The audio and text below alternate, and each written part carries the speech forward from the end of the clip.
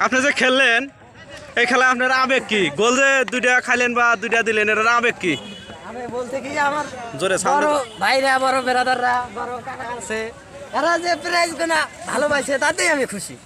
আমি গোসা করি নাই আবেগটা কম আমার আর কি ভিডিও